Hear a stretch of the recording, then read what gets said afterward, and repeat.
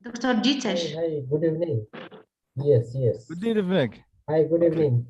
Okay. So hello everyone. Thank you so much. We are delighted today. We have several case studies from Asia, Africa, and Europe. First of all, let me to introduce our speaker today, Dr. Jitesh Kumar from Malaysia. He is an associate professor at Taylor University. Dr. Adrian Diman, Dr. Gul Erkul Biram from Turkey, Dr. Mawahib Zerwati from Algeria, and Dr. Hanan Alloun also from Algeria. You are highly welcome. Thank you. Thank you very much. Thank you very much. So, we should start with the doctor. I couldn't see him online. Dr. Adrian. He is not online. Okay. So we will go to the next stage. Give me a Mr. Jitesh, the next one. minute. So Dr. Jitesh Kumar from Malaysia. Very interesting presentation, Dr. Kumar. Dr. Thank Kumar, you so much. you can hear me? Yes, I can hear you. Thank you Yes. so much. Very interesting, and you know, the UNWTO state that domestic tourism is one of the main solutions for confronting the pandemic of COVID-19. So totally agreed with you. Domestic tourism is very significant to deal with the pandemic COVID-19. But let me ask you, Dr. Kumar, we know tourism is sensitive in the industry. Here in the Middle East, we deal with several crises in the last years. For example, we have witnessed the impacts of the Arab Spring. So in the context of Malaysia, what are the difference in the impact of COVID-19 in the international and domestic tourism? What are the difference between two cases, the international and domestic tourism in Malaysia during the pandemic of COVID-19? Thank you so much for having this interesting question. Please allow me a few minutes to have some light on several aspects, international, domestic, and what are the impacts of COVID-19 on this. And you also try to compare with the Middle East. Actually, being a general researcher, I believe COVID-19 have impact on the tourism industry globally, rather than focusing on a particular country. Now, it depends how that country was surviving or how big the tourism industry was in that particular country. Like for Malaysia, tourism industry is one of the major and significant industry which contribute huge to the GDP. But this is not the only industry we are surviving. But if we try to compare with the Mauritius, Maldives, Sri Lanka, those are the countries which tourism industry is one of the major, very first industry in their country. So they were affected badly. In Malaysia, of course, tourism contributes huge. And tourism is not only tourism. There are a number of other industries which are directly or indirectly related to tourism industry. Okay. What is the major difference between domestic and international? The domestic started very fast and it has, we can say we can stop or we can start immediately. But with regards to international, we have to take lots of consideration. Until now, international tourism is not allowed in Malaysia. We have just news that from 1st of April, borders will be opening. But we had that news several times. and then we had a variance, and then we have a number of other SOPs. So there are so many impacts actually. People lost their jobs. Travel bubble came in a picture. There was one more tourism revenge concept came. There is one question also in the chat box. Actually, I wanted to bring that for a discussion. Tourism revenge, actually that concept came for the domestic tourism rather than international tourism. What we have seen in Malaysia, revenge, because 6 months you were locked down at the home, all of a sudden MCO is lifted and you are free to go in Malaysia anywhere. So people were taking revenge that I want to go here, I want to go there actually. We didn't see anything like that in international tourism so far. And if we talk about the new trends, people are very conscious with regards to wellness nowadays. Where are they going? What are they doing? What are they eating, etc., etc. And two major things, allocentric and psychocentric. People would like to explore those places which are not well known rather than going for the mass tourism. So that can be one of the major change. Well, I can say that's a positive impact of COVID-19, that those new destinations will be explored which were not touched. I hope I try my best to give the concern. Thank you. Thank you, Dr. Jitish. We are delighted to say hello to Professor Ross Doling from within Edith Cowan University at Western Australia. Hi, Professor Ross. How is it going? Very good, thanks, Mamoon, and wonderful to be able to participate in this groundbreaking conference in Algeria. You are welcome. Dr. Adrian, how is it going there? Here it's 2 o'clock in the afternoon. It's lunchtime here in Abu Dhabi. So yes. Yes, but it's nice weather, I think, these days. Yeah, no, it's wonderful this time of the year, yes. Good weather. Great. Yes. Hi, Dr. Gul. Greetings from Turkey. I am so happy to be with you today with very eminent speakers and in such a meaningful conference. Warm regards from my country, Turkey. Thanks. You are highly welcome. I'm Mamoun Allan, from a professor of tourism marketing from the University of Jordan in Amman, Jordan. So we will complete with Dr. Kumar. So Dr. Kumar, I would like to add something about your presentation. One of the main impacts of COVID-19, I think the emergence of robot tourism. Are you agreed with this argument? Using robots, using IoT, using the... Is it the case in... Please, Dr. Ma'moun, are you hearing me? Yes. I think that we should start with Dr. Gul, because she has a lecture now. Okay, no worries. Okay. So, Dr. Gul, you mentioned that Turkey is one of the successful the destinations which confronted the consequence of COVID-19. So what are the main reasons behind such a success story or successful story in Turkey? Thanks for a kind question, Professor Allen. Firstly, I would like to say that many countries in the world have successful strategical way to handle with COVID-19. Dr. Yahya, please. One of them in your country, also Algeria.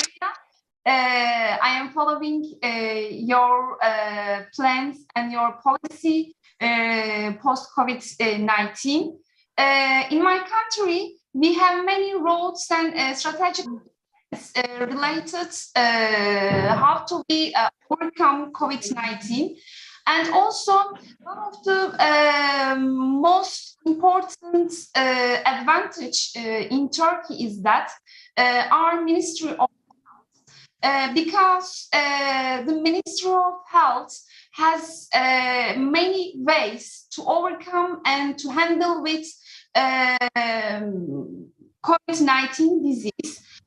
During this time, also another important ministry is tourism and culture, has many ways to cope with this disease and to gain some advantage related to tourism economy.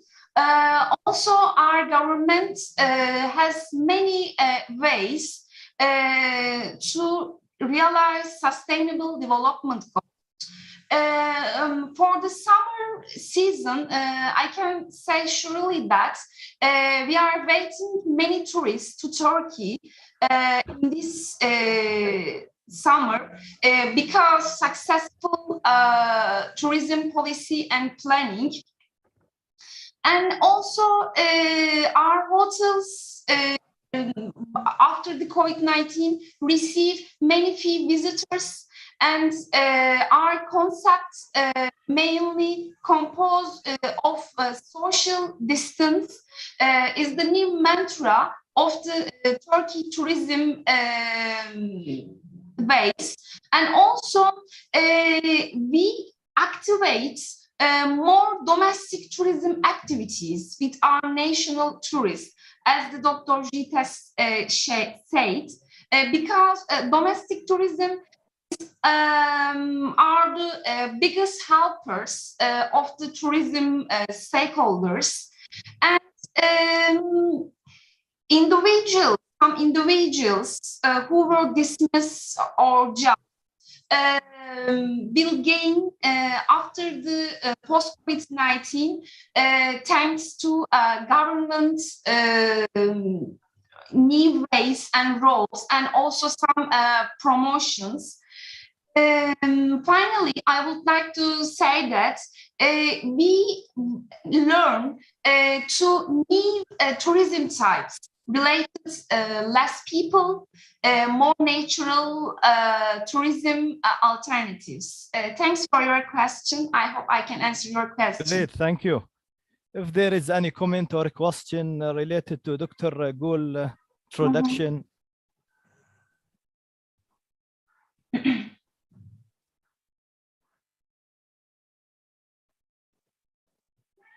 Sorry, can I say again? No, we just opened. Can I ask another question for Dr. Gul, please? Dr. Iman? Okay. Dr. Iman? Yeah. Go ahead, please. Okay, thank you so much for you, Dr. Ma'moon. First of all, greeting at all. So thank you for accepting our invitation to participate in this conference and to be with us and to join us for today. So my question for Dr. Gul is, what are the most important lessons learned from the experience or from the pandemic crisis by Turkey? And what are the main or the most important strategies that Turkey should develop in order to avoid the effects or the impacts of similar crises in the future? Thank you so much for you. Most welcome, dear professor. Thanks for your question. As Dr. Jitesh said before, these crises can be every time. It is so normal that in the tourism industry, because tourism industry, as you know, has very should be resilient and should make new roads every time. Now we face to a new era related more smart tools and new roads, more technological developments and ways. So I think after COVID-19, we should learn, firstly, we can adapt new ways, new types, and new roads. I am professional tour guide in Turkey for 10 years. After COVID-19, many tour guides canceled their tours because COVID-19, because many tourists didn't want to go any travel during they had many important disease like COVID-19. So many tour guides planned new routes with very few tourists in natural areas. Also, they planned new tours by virtual ones. For example, in around the world, many tour operators organize to important touristic places like France, Italy, Algeria, or USA, and many more I can say. They planned tour routes by virtually. And in our homes, we have to choose one of the most realistic tour routes. So, to sum up, I can say that we should make new plans for the unseenable solutions or unseenable happenings. Now, COVID-19 is one of the most affected parts in our lives. But after 10 years, maybe another disease can be in our lives and can affect our lives also. It is so possible and it is so normal. In the past, we learned many diseases and or many crises in politically, socially, and we affected from that. But we arose from many unseenable roads, and now we have planning some touristic activities. In Turkey, we have a powerful government, and also we have a powerful tourism roads in the future or also in the near future. In the near future, we during COVID-19, we infected from the disease, but we directed mainly domestic roads. And we directed with the new tourism types. By the smart tourism and smart tourism roads, I think we will develop well, and we will learn ourselves so much. Also, we are waiting for our country, Turkey, welcomingly. I am so honored to in my country. Thank you for your question, dear Professor Iman. Thank you. If you have time, I have another question. Yeah. Do you have time? Okay, Dr. Iman. Dr. Ma'moon. Okay. No worries. Yeah. Dr. Gul, you know that in Algeria, the economic sector or the economic industry is in the beginning stages, let's say. Mm-hmm. What are your advices or recommendations for us to develop this sector? So in other words, from where should we start? Mm-hmm. Okay, thanks for your question, Professor. I think we should plan very well and very carefully because during the beginning times in tourism, we should focus on in the new tourism markets, also in the niche markets. During these times, every time we mention about alternative tourism type, not only the focus on sea and sand tourism, but in the new times of the tourism, maybe we can start with the basic tourism definitions and basic tourism activities. For example, in ecotourism, or for example, in sea tourism, or for example, in culture tourism, handled by many tourists, because these tourism types, as culture tourism, sea tourism, sand tourism, preferred by many tourism types. But the specific tourism types, for example, special interest tourism, maybe I can say education tourism, or maybe I can say wine tourism, or maybe I can say revenge tourism in the new tourism types. This is the very new tourism meanings in the tourism industry. So it can be hazardous, and it has many some obstacles to do new tourism activities. So in the beginning of tourism, we can direct to basic tourism activities like culture and nature. Thanks for your question. Thank you so much for your answers and recommendations. Most Thank you, welcome. Dr. Gul. If there is another question to Dr. Gul. Yes, I am reading the question. Yeah. Okay.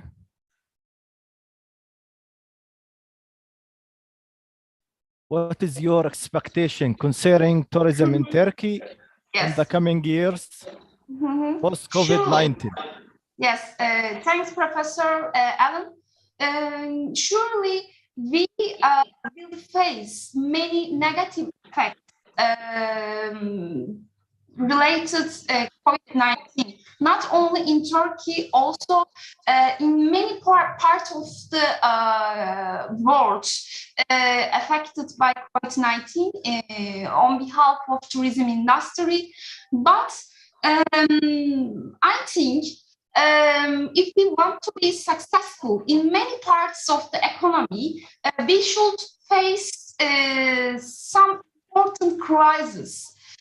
We should be more resilient to crises if we want to overcome some crises. I wish everything will be so normal and everything will be perfect in the future, but it is the most positive and it is the most unrealistic scenario, I think. So if we want to make good entrepreneurs and good jobs in the tourism industry, crisis will be, it is so normal, but the important one is how to overcome with different crises in the same plans. The most important one is, I think this is, because we plans during the crisis times the same crisis management plans, but it is false. We create different plans, we create different policy related these times, and when we make plan, we every time should be contact with different stakeholders in the tourism industry. For example, I am the owner of the hotel, but I would like to connect with travel agency, or I would like to connect my staff in my hotels. Also, I would like to connect with governments. Another important part is to be successful in the crisis management is connecting with different stakeholders during these times. I hope I can answer your question. Thanks all. Most welcome. Okay. Many thanks, Dr. Gul, for the valuable presentation. Most welcome. We are going to the next presentation for Dr. Adrian. So thank you, Dr. Yes, Gul. Dr. Mamoun, and before we continue, I would like to thank you, of course, for the opportunity to participate. But we are in the middle of an accreditation visit today here, so I was called already twice to join another meeting. So I might give some shorter answers than Okay. usual. So I mean, but yeah, go ahead. This was just a quick observation. Okay, great. So Dr. Adrian, you mentioned interesting case studies from the UAE, such as Jabal Hafit and another sites. I think also Ras Al Khaimah is a very interesting destination for the cultural tourism in the UAE. But you know, the matter of sustainability in the context of heritage tourism. Therefore, how we could ensure the notion of sustainability in practicing the heritage tourism activities? Thanks for it's a very broad question, a very important one. First, I think an important notion here is the notion of scale, right? The dimensioning and correctly dimensioning the heritage resources is central, because local heritage is important, but it has its limits, it has its boundaries. And although there is a lot you can do with commodification and with marketing and outreach and integration in the tourism mix, there are limits what you can do with local heritage, what you should do with local heritage. You cannot just manipulate it as some manufacturing industry. And so authenticity and distinctiveness are two other ideas that I believe I mentioned in my presentation.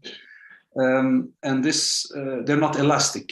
You can manipulate them, you can commodify them so that centric consumers can understand them and appreciate them and come back, return for the same experience. But you cannot transform them beyond a certain limit, because you would destroy the product that you're trying to use in a positive sense, of course. Another factor here that I believe connects with your question and with what I was thinking about when the other speakers were discussing similar topics or intersecting topics, is that more and more I have the impression that in cultural tourism, in heritage tourism, there is a consumer-focused trend. So people, it's not about the archaeological site, it's not about, or as much about the traditional food or dance. The product, if you want, it is more about the experience that people enjoy or do not enjoy or appreciate or not or understand. So this is something that I believe is studied in marketing a lot nowadays, the trend that that ideally we would create an individual experience for each one of our visitors, which is not possible. So we try to segment as much as possible so that certain groups have a slightly different experience or a slightly different memory of a visit than others. Again, this is not elastic. And so all these factors come together, especially in local and regional heritage. The examples I gave, and you mentioned Ras Al Khaimah and Al Quwain as well, and Fujairah. Of course, the Northern Emirates have a lot of potential for domestic tourism especially. But they all, the production factor, if you want, the heritage that you can include in a day trip or in a tourism package, is, if you observe it, if you try to analyze it, it is mainly, it points mainly at a domestic audience, at domestic tourism. There are very little connections with the mass tourism in Dubai or even Abu Dhabi. And the same thing happens in the case of Oliveira das Meias, the other case study that we analyzed. If you spend 7 days in Lisbon, are you going to, or in Porto, the main cities in the largest cities in Portugal, are you really going to spend 1/3 or 1/4 of your time and your efforts in Oliveira das Meias? And why would you do this?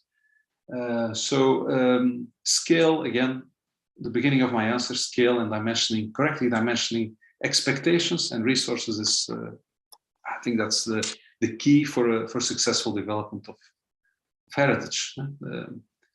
So yeah, I don't know if this comes together a bit as a coherent answer, but thank you, Dr. Adrian.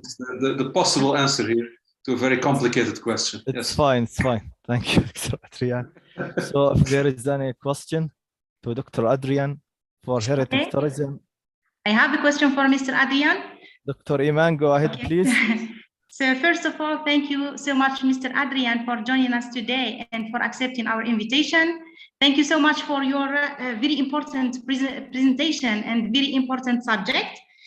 So you have said now that we have to use some marketing tools. So my question is, of course, about Algeria, in order to take from you some recommendations in order to improve and boost the tourism sector in Algeria. So what are the most important factors that we should take in consideration in order to attract tourists? Well, thanks for this Algerian-centered question. I was almost born in Algeria. My mother worked there for many years, so sort of an imagined vision, a romantic vision of Algeria. Myself, I was never there physically, but. And we invite you to visit Algeria. Yes, I would, with pleasure. I would love to visit the country. It's about quality. In the end, it's about quality, because we have many examples of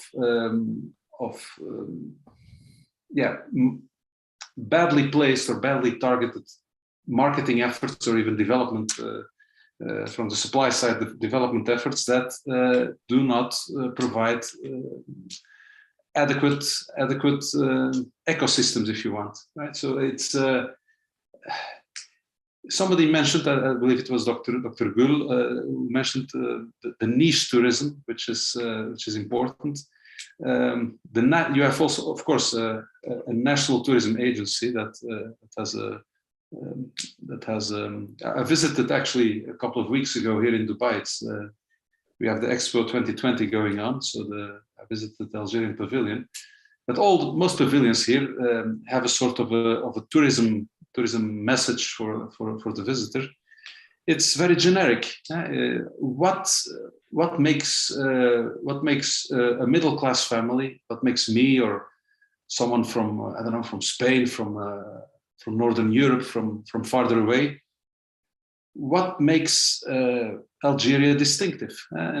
This is, of course, not easy to answer.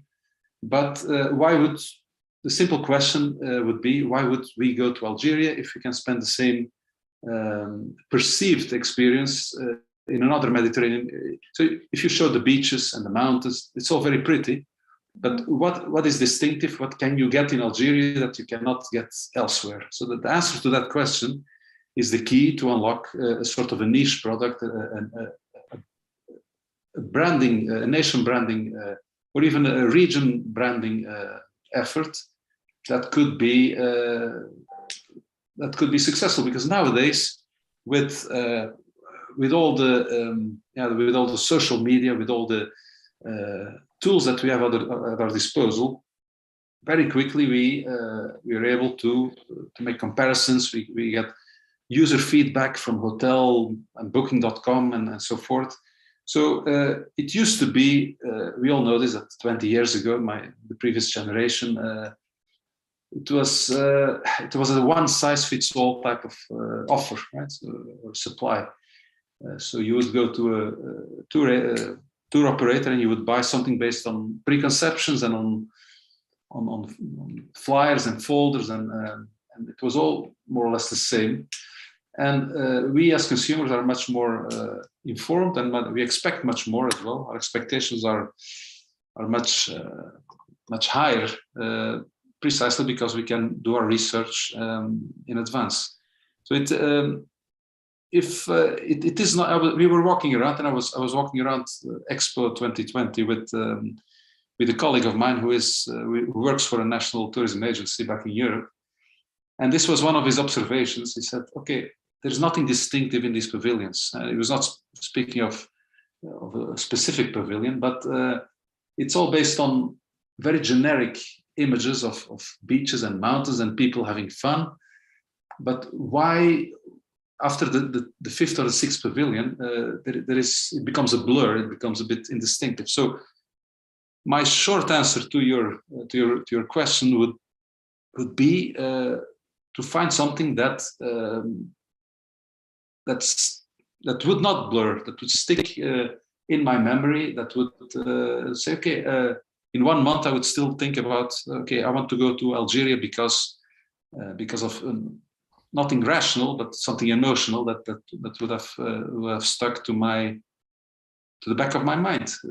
And this can be a building, this can be an experience, this can be a postcard image. Of course, it's very hard to do this nowadays in a world of social media where people get very easily distracted. So you need to be very succinct, very quick, very efficient.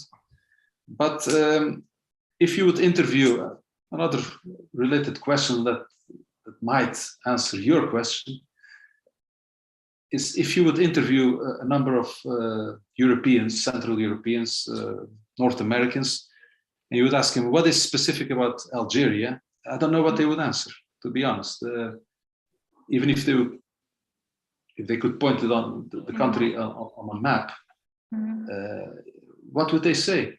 Is it very different from Morocco, from Tunisia? What for the consumer, I mean, it's not about the historian or the political scientist or the academic. It's about the average consumer. What can you get in Algeria that you cannot get elsewhere around the Mediterranean, in the same price range, in the same category, the same flight distance from the main European cities, for instance, and perhaps building a brand, a distinctive brand. This is of course a textbook answer, because you can, but building a differentiated brand, a strong brand that people recognize is, I believe, the only way of developing cultural tourism at the local or regional or national level. So that would be Dr. Adrian, the correct answer. Dr. Adrian, Professor Rostoling has a comment. So Professor Ross, can you hear me, please? Yep, I can hear you. No trouble. Do you want me to make a comment? Yes. Okay, yeah, look, what you said is all correct. From my understanding of Algerian tourism, or tourism anywhere, what's distinctive is the people.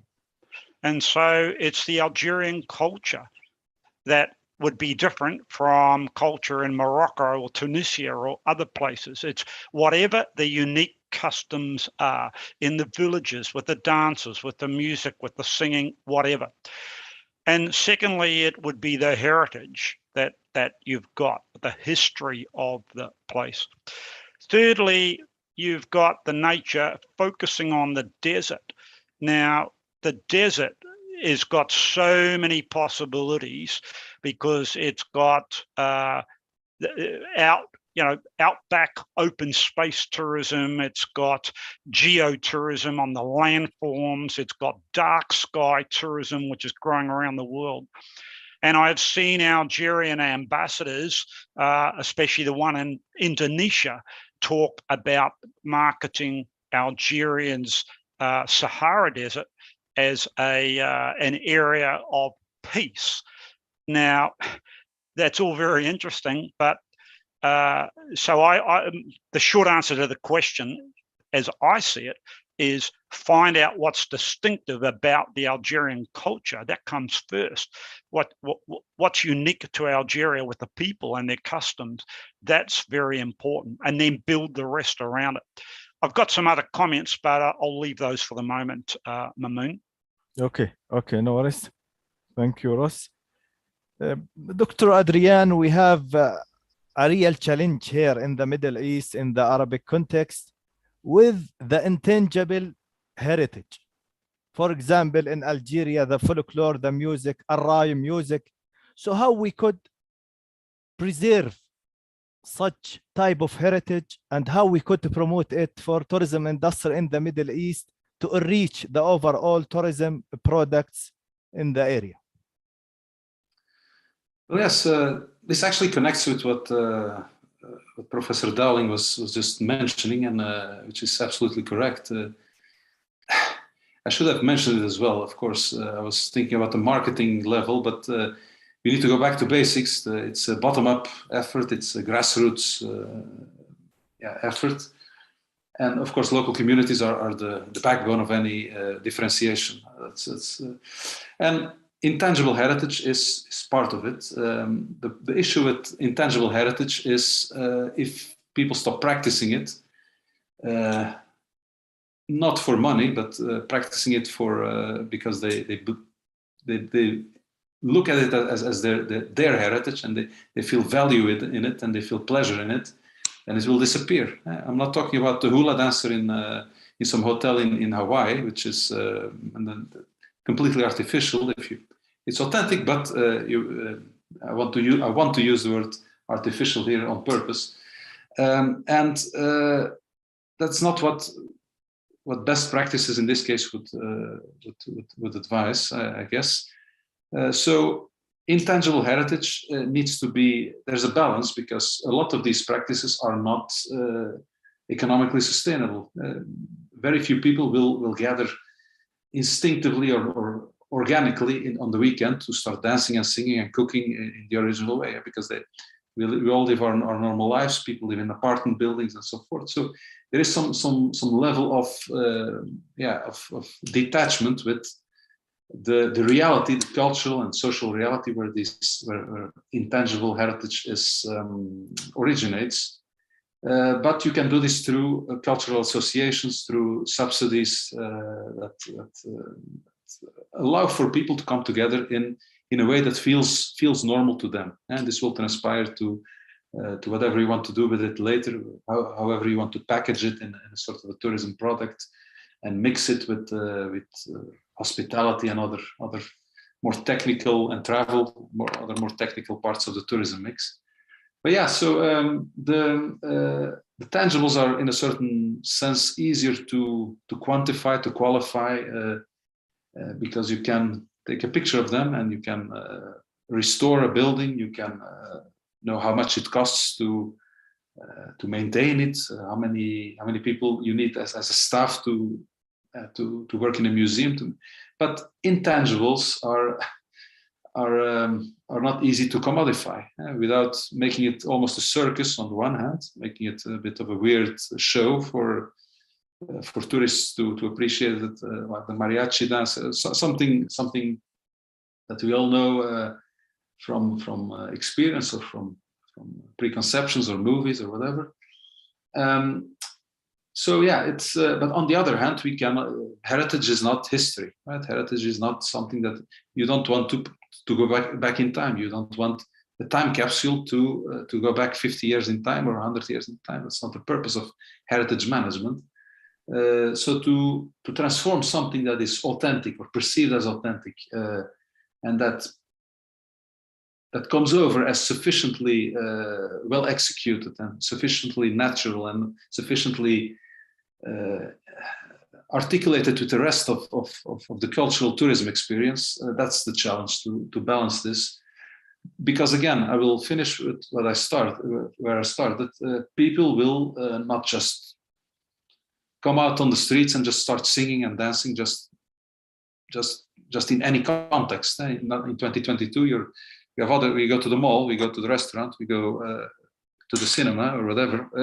So that there needs to be some sort of framework around it, but the least invasive framework possible. That would be the, so that's a possible question, answer to this issue. Yes.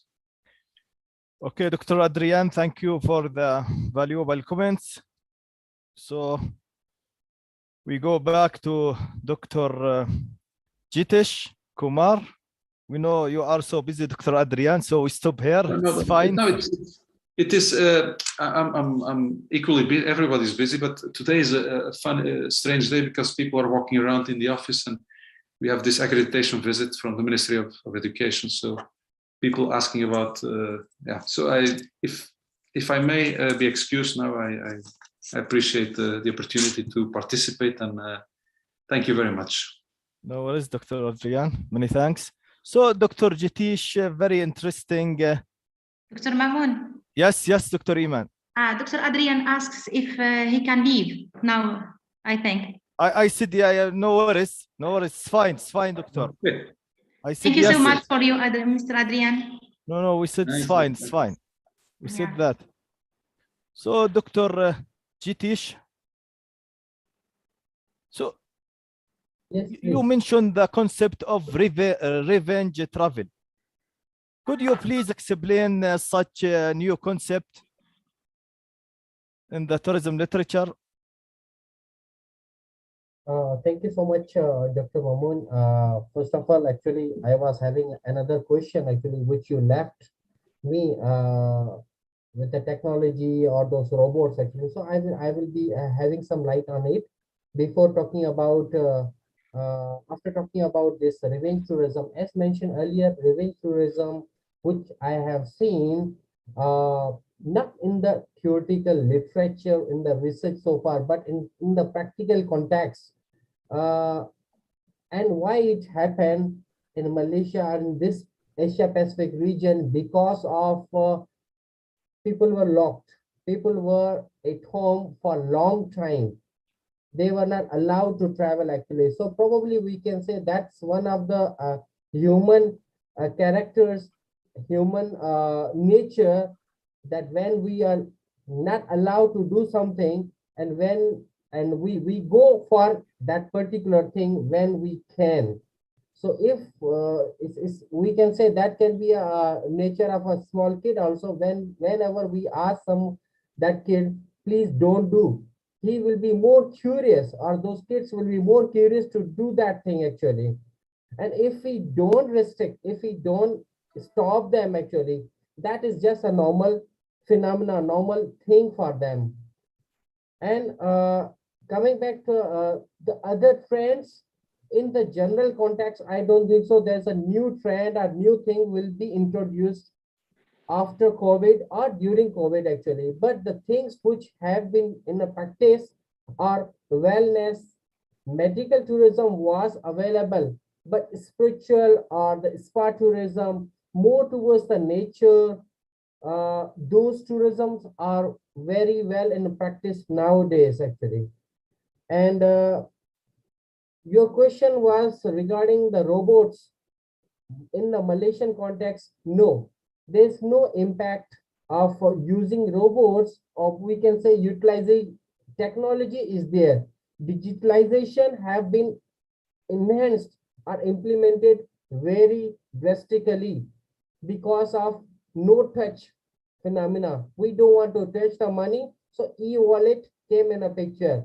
Well, those are not a new things. In a number of countries, including China, we have seen these technologies couple of years back. But in Malaysia and this Asia Pacific region, these things which we were supposed to have probably in a couple of years, in upcoming 1 decade. In last 2 years, we had those technologies, but usage of technology in hospitality industry or hospitality and tourism industry, no, it cannot. Well, in Malaysia, first of all, we didn't see that technology. There are a number of hotels in Japan and other countries also who are being run by robots or machines completely. But the thing is, are those successful? Who is their target market? Not everyone can accept that thing, such as using the kiosk. Well, kiosks were available before pandemic, but it happened, we can say the number of kiosks has been increased because of this pandemic, because number of people were fired. So those jobs were captured by these robots, kiosks, machines. Also over here, I would like to bring the concept of virtual tourism. Well, virtual tourism was available earlier also, and it's happening now. But again, it is not that famous because we see something in real, or we experience something in just staying at your own house actually. Well, it can give you some feeling, but not the actual experience. So for me, as a tourism researcher, I believe virtual tourism can be a best example of marketing rather than the actual experience. And beside that, several other things has been seen, such as number of SOPs. The things have been, those tourism experience were expensive actually, because number of extra expenses have been incorporated along with the travel expenses, such as a medical insurance, this COVID test, like several times we have to take the COVID test, tickets of airline, or staying in a hotel accommodation is no more cheaper actually.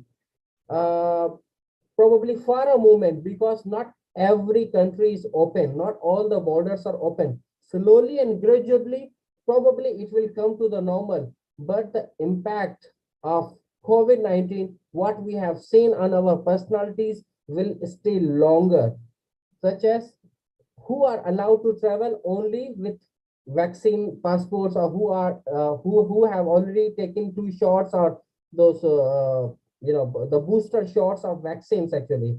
Earlier it was also in a picture that which shot you have taken, which brand you have taken, so you can travel to particular country, not the other country. But slowly and gradually these things are getting normalized, and we hope that the tourism industry will come back to the normal picture, normal shape, what we have seen couple of years back, 2.5 years back, before pandemic.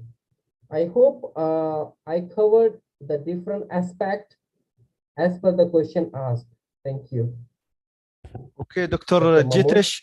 Yes, thank you. If there is any question for Dr. Jitesh about the Malaysian case study, Dr. Iman. نعم دكتور مأمون. Yeah. So you have any question? No, I don't have a question, but we can see the audience if anyone have an intervention. Oh, okay, please check with me. Yeah. For the chat. Anyone have a question? The chat section.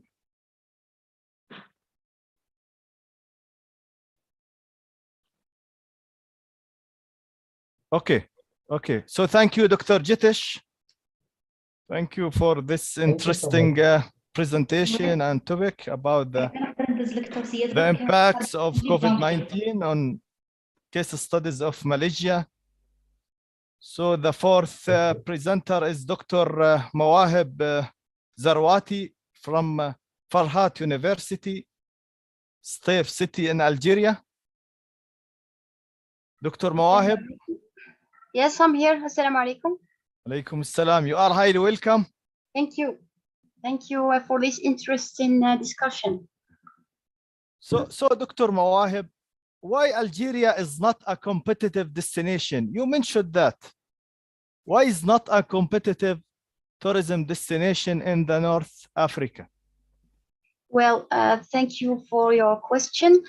It is very known, according to the report of 2019, the Travel and Competitiveness report, that Algeria was ranked 116 out of 114 countries, and it is it's not a very interesting ranking compared to our neighbors Tunisia and Morocco, who are ranked in the I think 68 and 67 ranking. So we know that Algeria is a rich country. It has a diverse cultural and intangible heritage. We have many cultural sites listed in the World Heritage by UNESCO, I think 7 sites. We have more than 1,000 sites and cultural and historical monuments classified also as the national heritage. We have a great potential for diverse forms of tourism, 1,600 kilometers of coastline, picturesque relief, one of the biggest deserts in the world, and a big potential in terms of thermal springs. We have more than 2,082 thermal springs with many therapeutic virtues. However, this, let's say, enjoying this cultural and natural potential is not enough to be a competitive destination, because we have a lack in the other components, which is the human components. So Algeria tried to improve this situation as part of its national strategy for tourism development, and adopted what we call the tourism management scheme, which outlook is for 2030. And its mission is to promote the tourism and to face the different challenges that slows it down, such as the economic challenges, the employment, the regional and the local development planning, also the improvement of our image in international markets. So the Algerian potential in terms of tourist activities is very considerable, but it requires also many hospitality sectors, accommodation also. We need to improve many aspects concerning the infrastructures like the roads, the telecommunication, improving the image of Algeria towards the foreign tourists.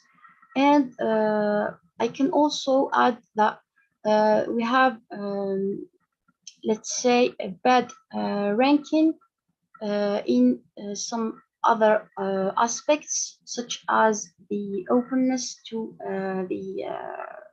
the foreign countries. We don't give the visa for foreign countries as Tunisia and Morocco are doing. We need also to improve what's related to technology and to the aspects of infrastructures like airports, also all the travel infrastructures, let me say. So these are the main problems that are facing Algeria in order to improve its competitiveness.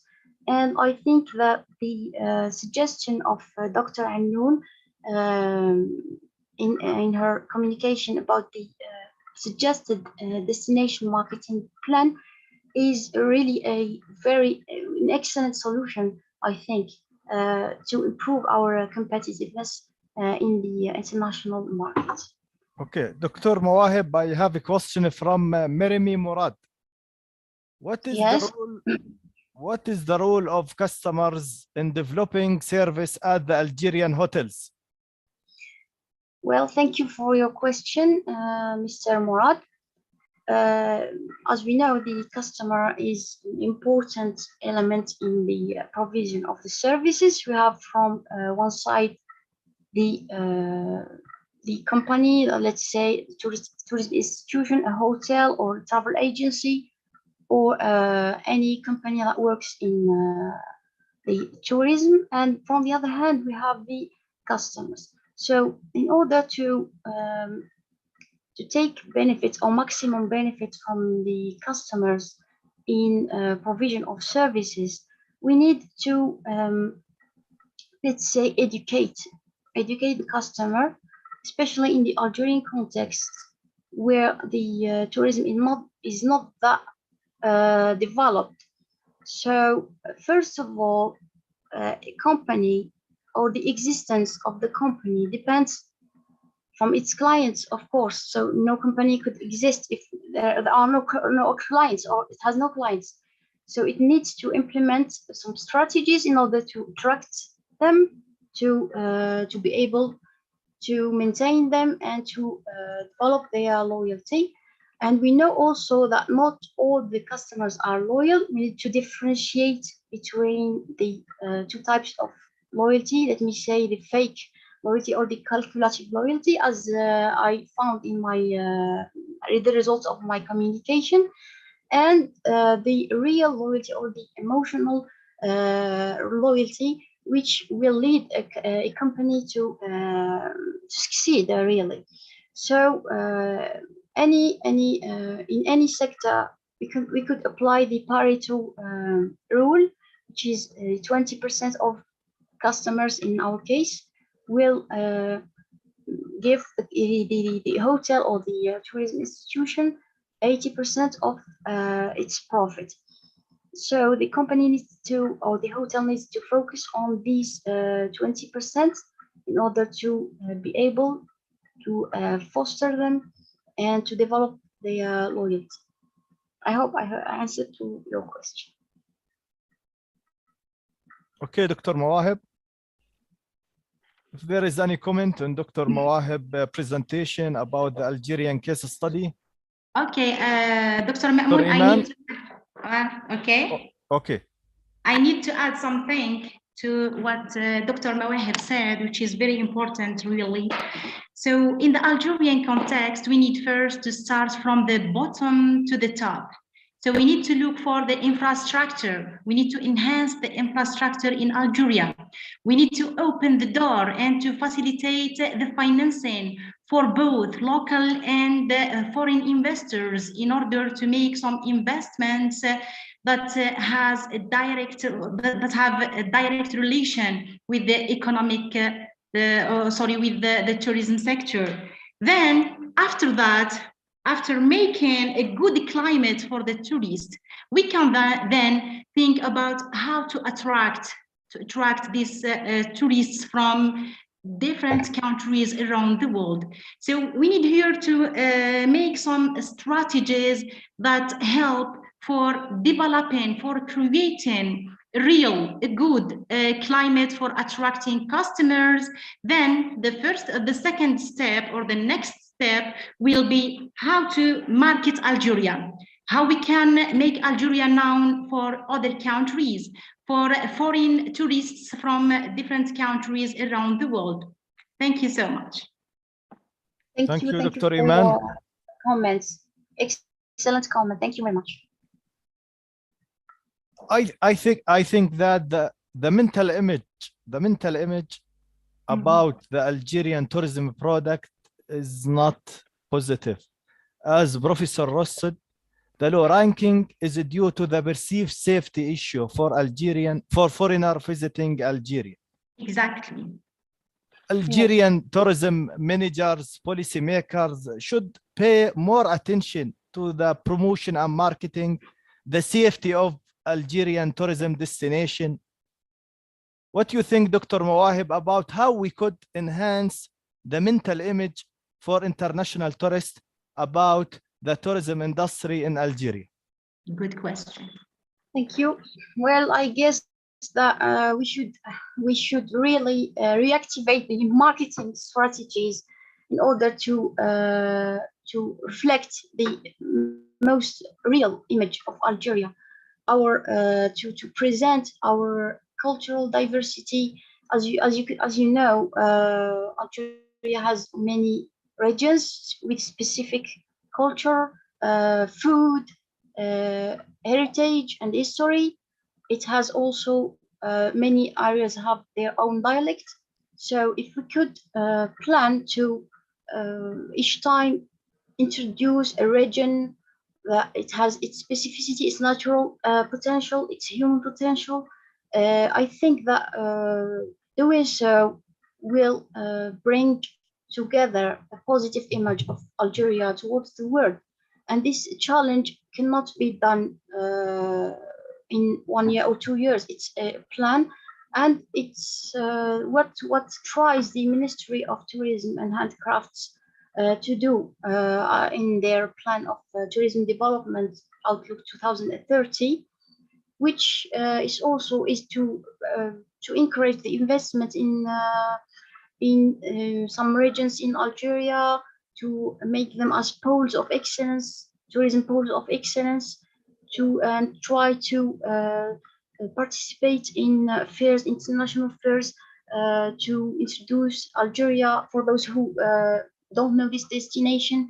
And also there are some macro level procedures that must be done, which are at the level of the government.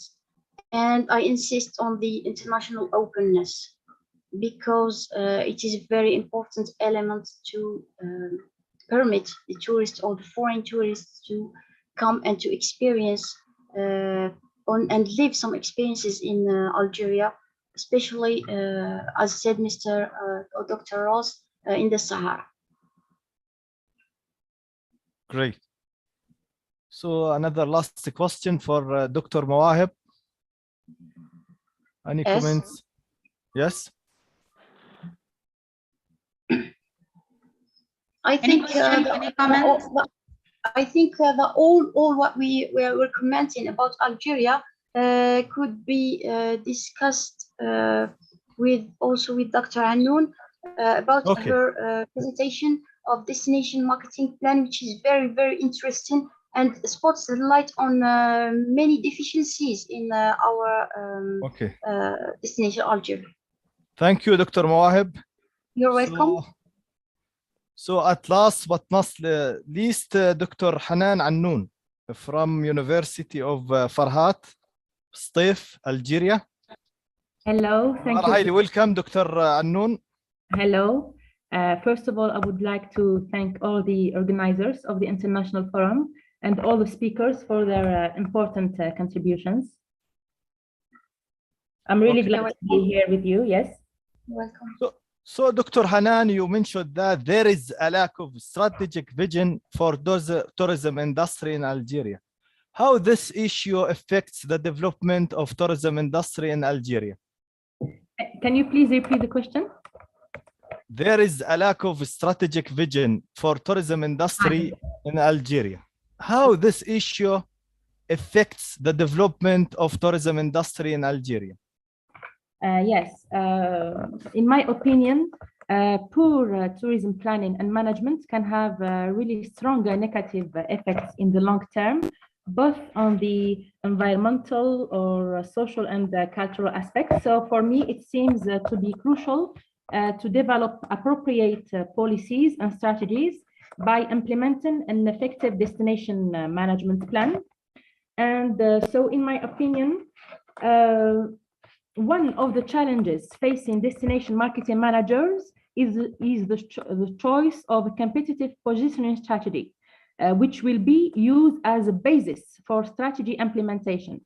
That's why I think that the managers of the Algerian destination should put or set strategies and innovative marketing tools aiming at reinforcing the attractiveness and competitiveness of the destination. First of all, I think that the Algerian managers, destination managers, should develop and build an integrated brand designed specifically for the Algerian destination, in partnership with various actors from the public and private sectors.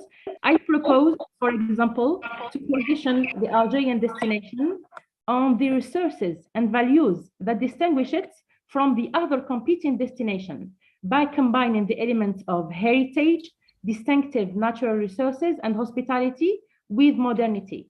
But I also recommend to develop territorial branding for each region or city, focusing on its appeal. For example, we can focus on heritage in Jmila and Timgad, nature and adventure in the south, in the desert, and the modernity in the big cities like Algeria, Wahran, Qsantina, etc. Yes. Yes. we have to know also that the Algeria's image has been affected by the attacks of the Black Decade. So we have to improve its image by launching promotional campaigns, notably public relations, aimed at improving its image. Dr. Mamoun? Yes, Dr. Iman. Dr. Ross will leave this session. So I prefer to give him the... Yes, many thanks, Professor Ross, for the valuable comments. It's great to have you today here. So see you in another meetings. Many thanks. Professor Ross, are you here? Or... I think he leave the session. Yes. Okay. So Dr. Announ, you could complete your answer. I think I had completed. I spoke last about the Algeria's image, which has been affected by the attacks of the Black Decade. So it's very important to improve Algeria's image by launching promotional campaigns like public relations, aimed at improving its image on the targeted international markets in order to attract foreign tourists. That's it. Okay. Yes. So Dr. Hanan, you mentioned about the online content and about the content of tourism industry in Algeria. You find that the online content about the tourism destination, tourism sectors in Algeria is sufficient? Dr. Mamoun? Yes, Doctor. Algerian participants will still with us. So we try to see other participants, for example, Dr. Fatima Zahra from Egypt. Okay. To benefit from them because they are busy. Okay. So many thanks to all our guests, Dr. Jitish, Dr. Gul. Thank you. Okay, Dr. Iman, it's fine. Okay. So Dr. Gul posed a question. Yes. Dr. Hanan, do you think that the history of a country can make it more attractive, as Dr. Gul said? Yes, of course. I think that the Algerian tourism managers should exploit the distinction and the diversity of Algeria's culture, heritage, and history in order to attract tourists, because we can see in the world that large numbers of tourists want to discover new cultures and are willing to travel long distances in order to live distinctive experiences. So we have to attract these foreign tourists, and in order to enable them to experience different lifestyles away from their routine lives, we have also to promote Algeria's intangible heritage, such as the Algerian gastronomy. And we have to stimulate, for example, the investment in high-quality traditional restaurants, which provide the opportunity for foreigners and locals to eat and experience traditional local cuisine. And this proposal is in line with the emergence of new forms of tourism, such as food tourism and gastronomy tourism. So yes, I think that the culture, the heritage, and the history of Algeria is a very, very important point that we have to focus on. Okay, Dr. Hanan, another question from Murad. Yes. Murad Merimi. You have to... Dr. Mamoun. Yes. We have Dr. Fatima Zahra from Egypt. She is raising his hand. Yes. You are welcome, Dr. Fatima. Thank you so much. Thank you so much for having me again in this valuable conference.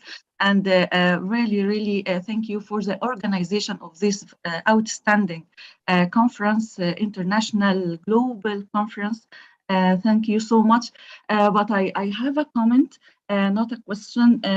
What we need indeed for our countries are some pillars first of all, the political will.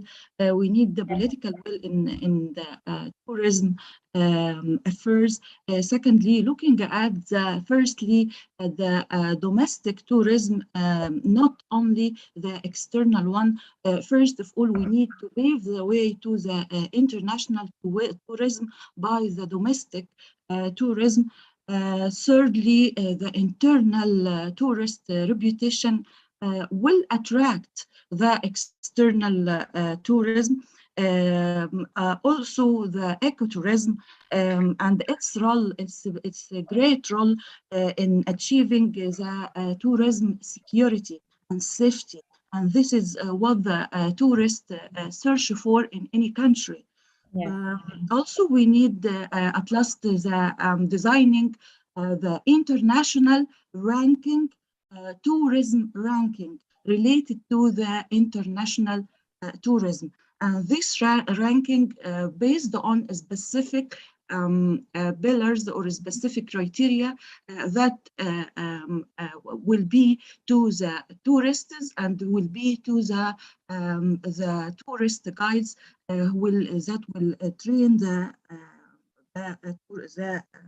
the other tourists. So here we need to achieve all these pillars or this criteria to achieve the safety and security for our tourism and to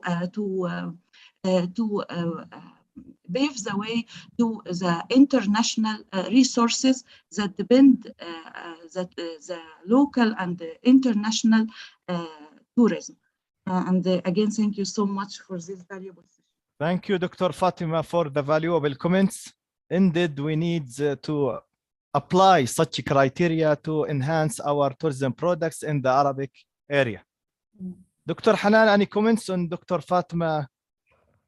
Yes, I notes? agree with Dr. Fatima about the domestic tourism, because the domestic tourism drives the nature and structure of a nation's tourism industry.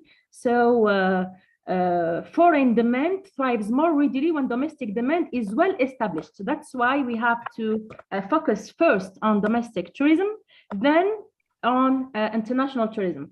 I have suggested some policies.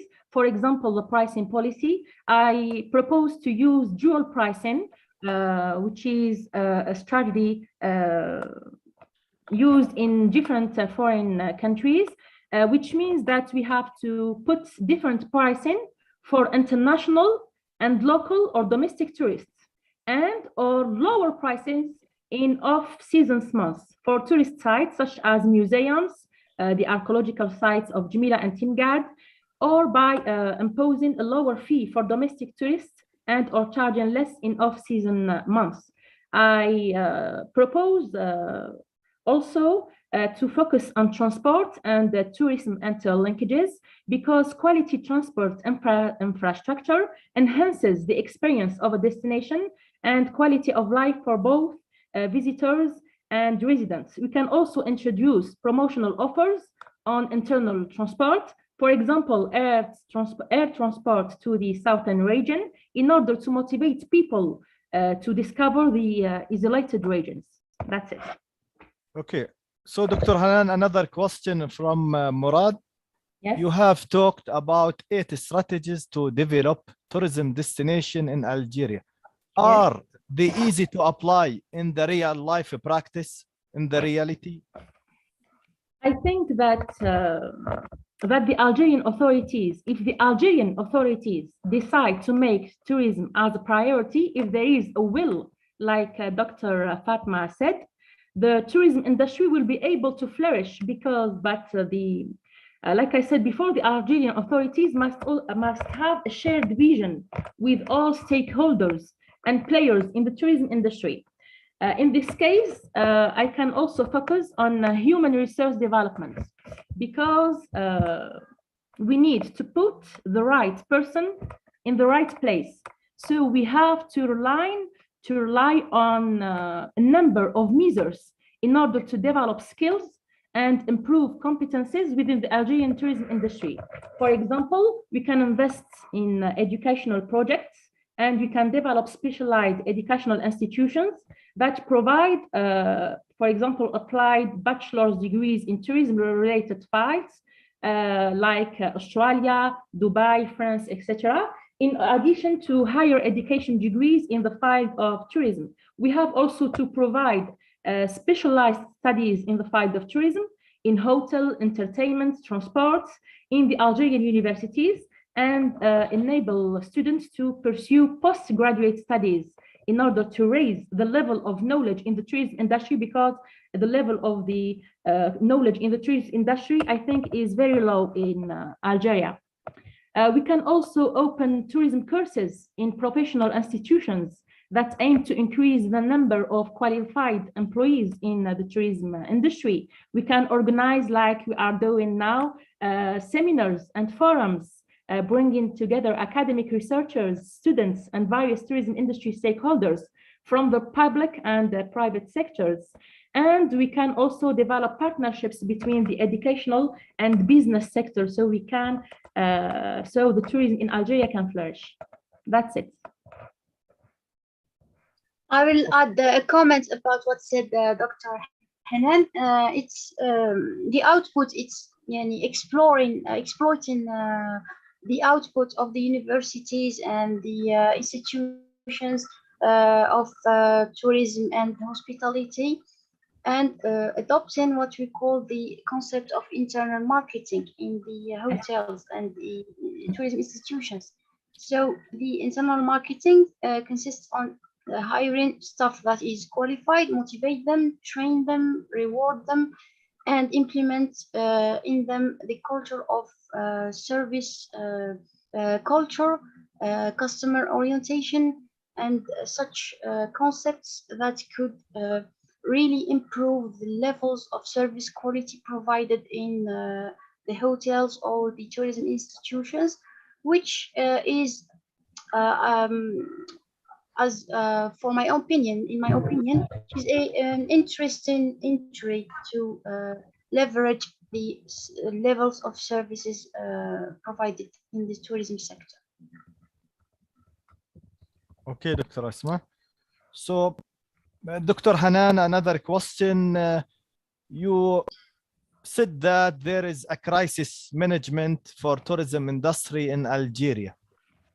Is there an effective crisis management in Algeria for tourism industry?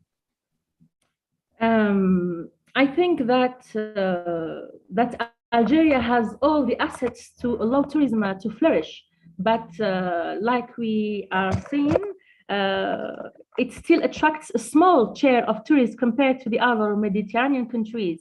And researchers say that maybe because the Algerian authorities did not give much importance to tourism in the 50s and 60s, and that tourism was considered as an unwanted foreign influence and a necessary industry for economic development. So tourism was not seen as a priority by the Algerian authorities, nor as an area with a competitive advantage that would allow it to achieve economic development.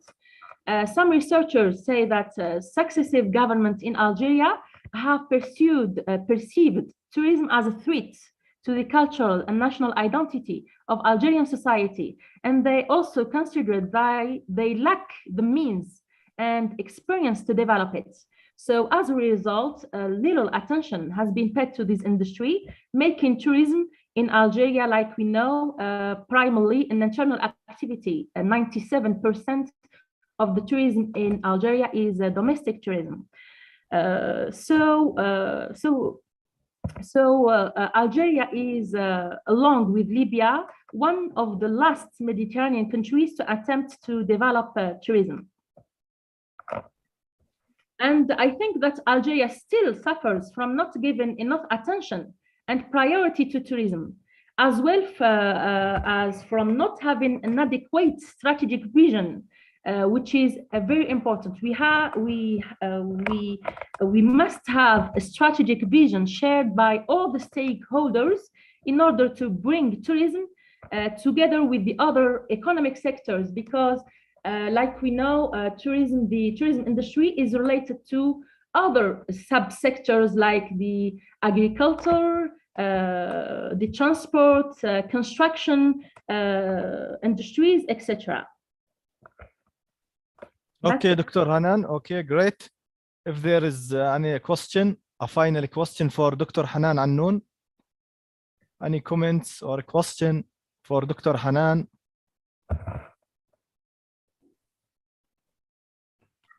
Okay.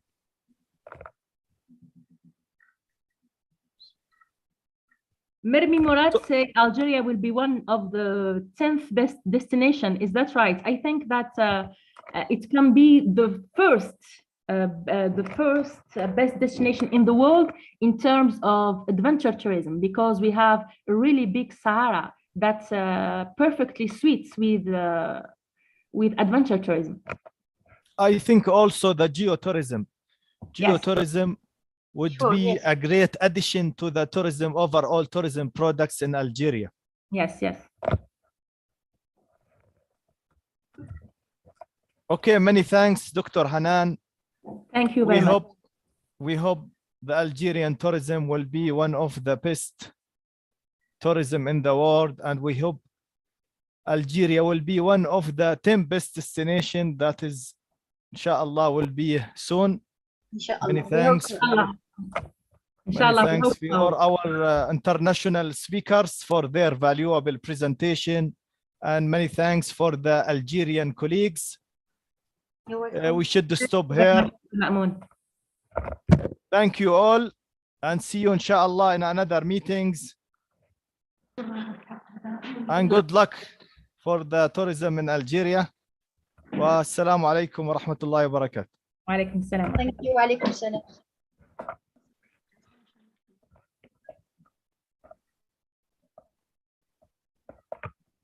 Thank you so much for you, Dr. Ma'moon, for managing this session.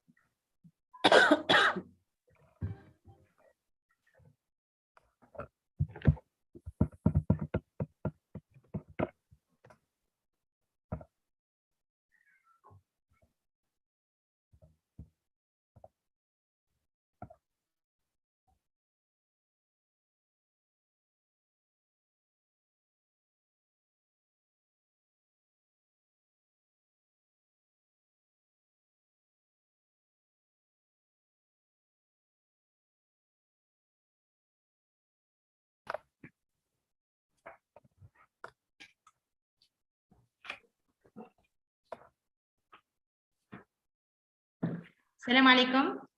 Alaikum salam, Iman. Welcome, Dr. Rashad Dayet.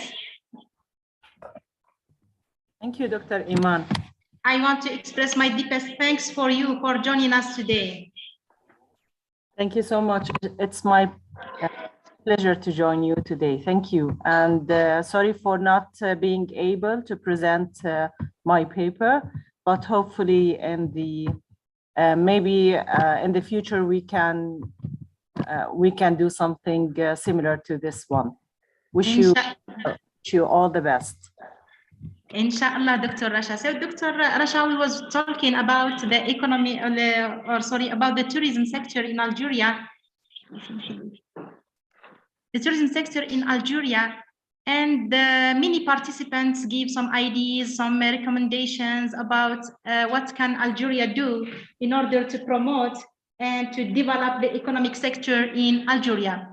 So, from your point of view, your perspectives, what do you advise us? What are the main or the most important strategies that Algeria can adopt in order to promote the Algerian tourism or the economy? Sorry, the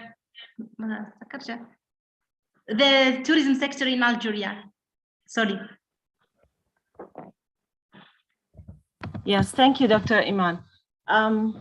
Let's say actually most of the sectors have been affected by Corona.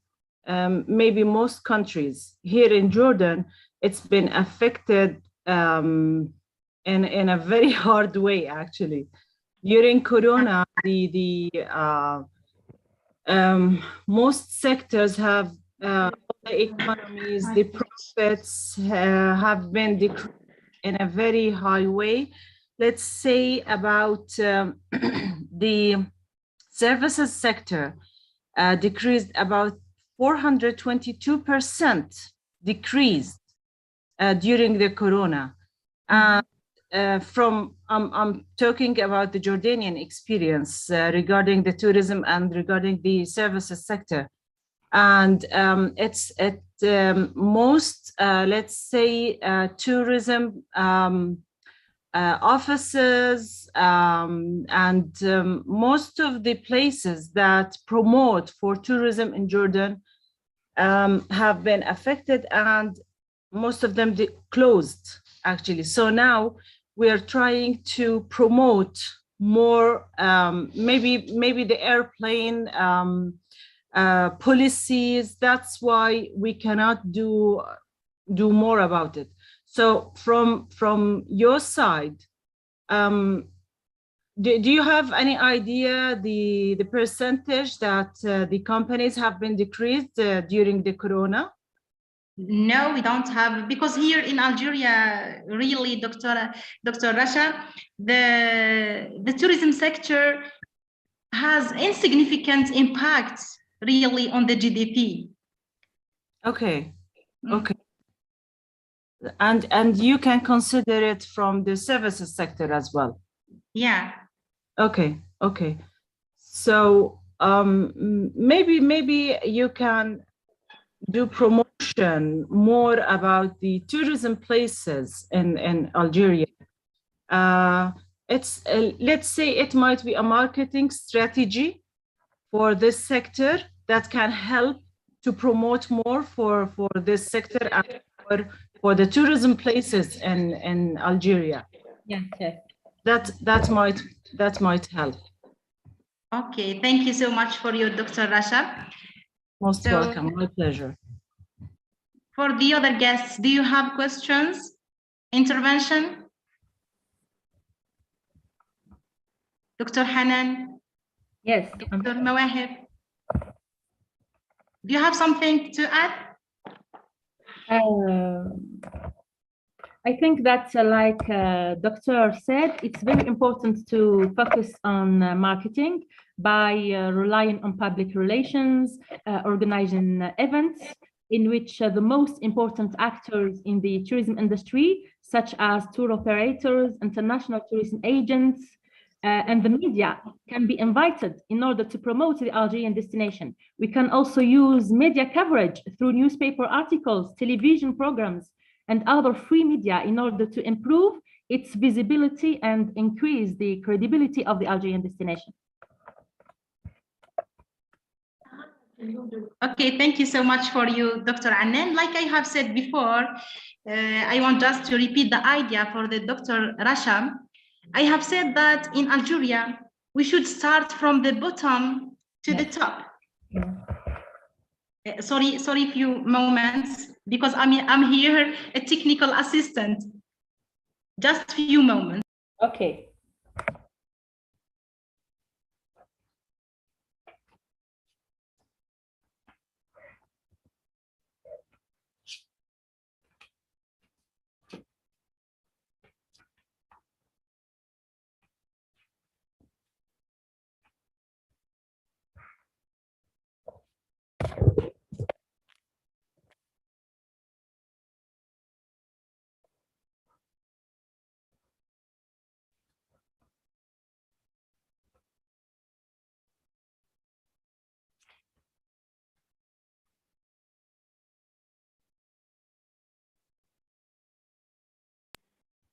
Okay, sorry for all, because I'm here, a technical assistant.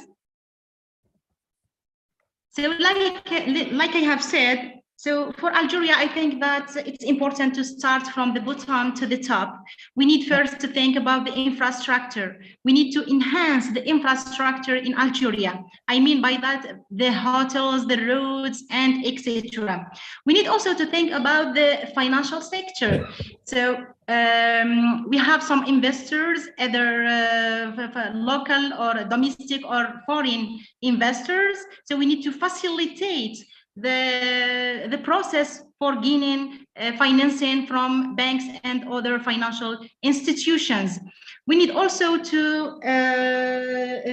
then the next step will be to focus on the image or on the marketing of the image of Algeria, here to attract more tourists from different countries, from foreign countries, etc. So I welcome also Dr. Hiba Bouchoucha. Dr. Gul, are you with us? Do you join us again? Dr. Hiba Bouchoucha. طبعا كان معنا كثيرا من المشاركين الأجانب، لذلك كانت الديسكشن in English.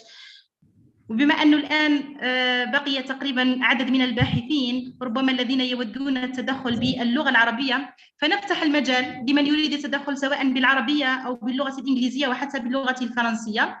كانت معنا الدكتورة سي منصور، وكانت لها جملة من الأسئلة التي طرحتها، وأعتقد أنه تم الإجابة عليها من طرف الدكتور روس والدكتور أدريان. فريدة سي منصور، إذا تحبين التدخل. دكتورة ليلى قطاف.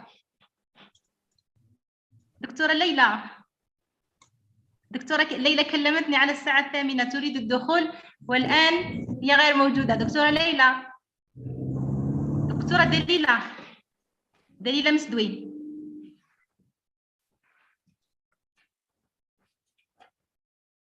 دكتورة ليلى. إذا دكتورة رشا، في عندك إضافات ممكن إنه تضيفيها كمان؟ دكتورة إيمان. نعم.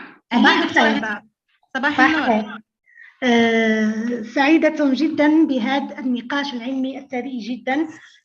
نظن أنه قدم حوصلة لما تم تقديمه في الأيام السابقة، ويعني قدم إضافة كبيرة. إن شاء الله إحنا كأكاديميين نحاولوا أنه نتبناو مجموعة من التوصيات والعمل إلى توصيلها إلى الجهات المعنية، وبالتالي تنشيط القطاع السياحي على المستوى المحلي وأيضا على المستوى الوطني إن شاء الله. إذا حنان، دكتورة حنان عندك إضافة؟ ما عنديش إضافة كبيرة، يعني إذا يعني ما زلتوا راكم تناقشوا. تكلمتي هلا وين دكتورة إيمان على ضرورة يعني البدء من الأسفل من البنية التحتية.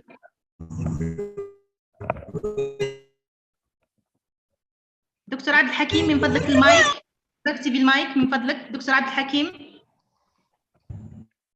رجعت لي رجل ضيق.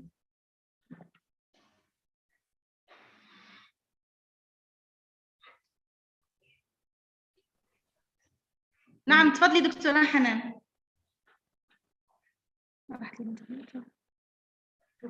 معذرة دكتورة إيمان، تكلمتي لنا عن ضرورة الاستثمار في البنية التحتية. نعم دكتورة. في الرأي نعم، وأظن أنه أول خطوة هو تطوير البنية التحتية في الجزائر، ولا سيما البنية التحتية تاع النقل، باش نسهلوا يعني عملية تنقل المسافرين والسياح من وإلى الأماكن المطلوبة، خاصة يعني من هنا من المدن الساحلية إلى المدن الجنوبية.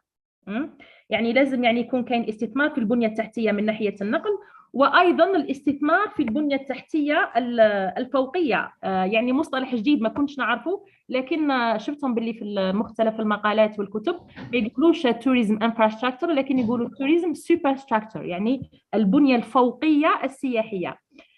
يعني أظن أنه من المهم أن نستثمر في المعالم السياحية لتكون فريدة وتساهم في تمييز الوجهة الجزائرية مقارنة بالوجهات السياحية الأجنبية، لأنه هذه هي نقطة التميز بالنسبة للجزائر، هي أنه الوجهة السياحية الجزائرية هي سياحة غير منمطة.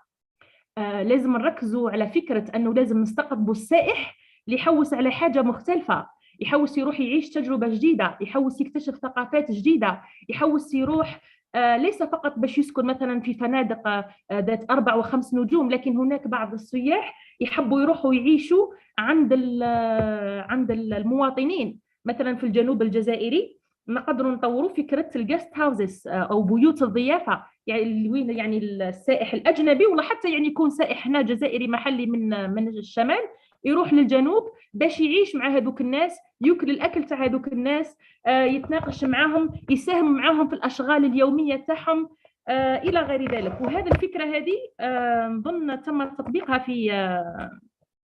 في احدى المناطق في الجزائر واسمها قصر تافيلالت. لا ادري ان كنتم سمعتوا من قبل بهذا القصر. نعم دكتوره حنان، شكرا جزيلا على الاضافه. اذا نستقبل ايضا لدينا الدكتوره رشا. She's raising his hand.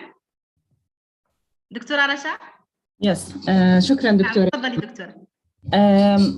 يعني أنا بأكد على اللي تفضلتوا واللي حكيتوه، مشان البنية التحتية يصير في عنا الاستراتيجية تكون من البنية التحتية from down to top. بس أنا بأكد على نقطة إنه يعني مثل هاي الأمور decision maker or decision let's say taker, the responsibilities of taking the decisions should be from top down, so the implementation will be easier.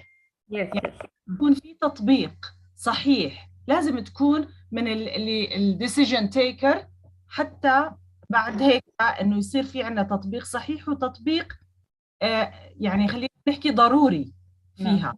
لازم تكون top down. بعدين كيفية اتخاذ القرار والإمبلمنتيشن من وين تبلش بتكون من البنية التحتية، بعد هيك بتكون شوي شوي للأعلى.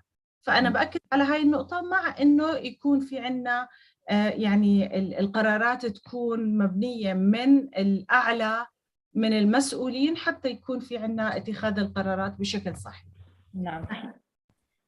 أيضا في فكرة إنه الدكتورة فاطمة الزهراء من جامعة عين شمس بمصر تكلمت يوم أمس عن فكرة مهمة جدا، وهي المرشد السياحي أو الدليل السياحي.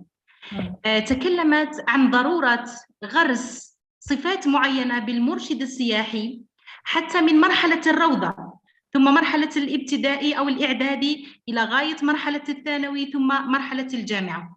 إذا لما نكون أشخاص قادرين على تسويق صورة البلد، قادرين على نشر ثقافتهم بشكل إيجابي، قادرين على أنه يكونوا سائح أو أنه يقوموا بجذب سائح بإعطائهم صورة شاملة كاملة عن البلد بطريقة إيجابية. فقد قدمت العديد وفعلا كانت مشكورة، وكانت موجودة معنا دكتورة فاطمة الزهراء، لا أدري إن ما زالت موجودة نستفيد منها أيضا. دكتورة فاطمة، إذا نحيل الكلمة مباشرة للدكتور عبد الحكيم حتطاش، كان يريد التدخل. إن كان يسمعني دكتور عبد الحكيم تفضل. دكتور عبد الحكيم. إذا أشار أيضا الدكتور روس دولينغ من أستراليا إلى أمر مهم جدا. إذا نحن نعلم أن الجزائر تزخر بمقومات يعلمها الجميع، مقومات وهبها لنا الله سبحانه وتعالى. إذا لدينا العديد من المقومات الطبيعية، لدينا العديد من المقومات التاريخية، من المقومات الجغرافية، من المقومات البشرية حتى. إذا الآن ما هو المطلوب؟ هو كيفية استغلال هذه المقومات، كيفية تفعيل خطط أو استراتيجيات، سواء تم بناؤها في المخططات السابقة أم أنها سوف تسطر لمخططات استراتيجية قادمة للنهوض بالقطاع السياحي في الجزائر. إذا تكلم عن صحراء الجزائر الشاسعة، أشار إلى منطقة تمنراست. إذا تمنراست في مساحتها هي بحجم بعض البلدان، بحجم أو بمساحة بعض البلدان. إذا أحسننا الاستثمار في هذه الصحاري الجزائرية فلوحدها سوف تكون قادرة على أن تدفع بقطاع السياحة إلى الأمام، إلى أن تدفع بهذا القطاع ربما ينافس أو ربما حتى نستغني عن قطاع المحروقات، لأن الآن الجزائر تعاني من التبعية للمحروقات. ونحن طبعا من خلال هذا الملتقى أو من خلال هذا المؤتمر الدولي وقفنا على هذه الإشكاليات وطرحنا فكرة تطوير الاقتصاد السياحي، تطوير السياحة في الجزائر بغرض التخلص أو بغرض القضاء على التبعية للمحروقات. دكتور عبد الحكيم موجود معنا؟ إذا كان لدينا أحد آخر يريد التدخل. السلام عليكم. شكرا دكتورة يوسفي. تفضل دكتور عبد الحكيم. شكرا دكتورة يوسفي. أنا فقط سأكتفي بالاستماع والاستفادة، يعني فاتني الكثير في هذا الملتقى، ولكن عموما أريد فقط أن أشير إلى فكرة أنه البنية التحتية السياحية قبل الحديث عنها لابد من الحديث عن البنية التحتية العامة. أنا أعتقد أن الدولة كدولة بصفة عامة هي تشبه المنزل. قبل أن نتكلم عن الحمام ونتكلم عن الحديقة وعن غيرها، هناك بنية تحتية مشتركة وأساسية تتمثل في الغرف وفي قاعات الاستقبال وفي السلالم وفي الباب وفي النافذة وفي غير ذلك. لو نتأمل دولتنا للأسف متخلفة جدا في البنية التحتية الأساسية المشتركة بين جميع القطاعات، سواء الضرورية لقيام السياحة أو لقيام الصناعة أو لقيام الزراعة.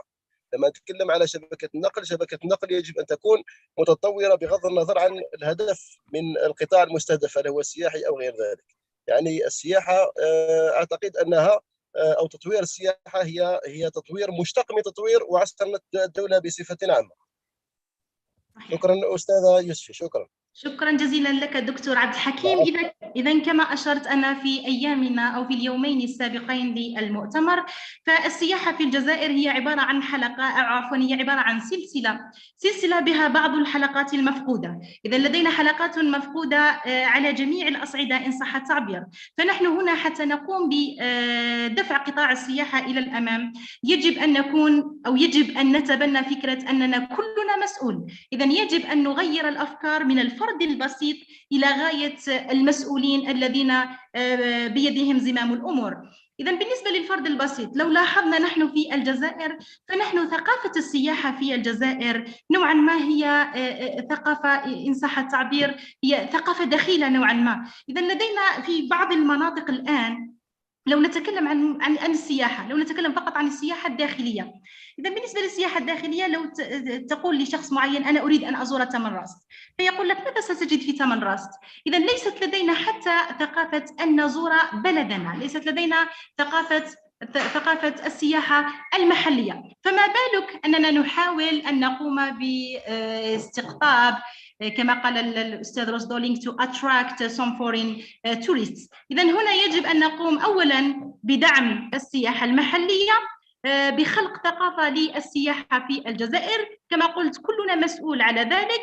يجب أن نقوم بغلق هذه الحلقات المفقودة في سلسلة السياحة بشكل عام. إذن تلتحق بي مباشرة التي أعتبرها في كلية العلوم الاقتصادية وعلوم التسيير بجامعة سطيح خبيرة في مجال السياحة، الدكتورة آسيا بالقاضي، فأطلب منها أن تعطينا فقط بعض النقاط أو كملخص لأنها حضرت معنا المؤتمر من بدايته إلى نهايته، تعطينا فقط بعض النقاط أو بعض الأمور التي يجب أخذها بعين الاعتبار حتى نرتقي بقطاع السياحة في الجزائر. تفضلي دكتور.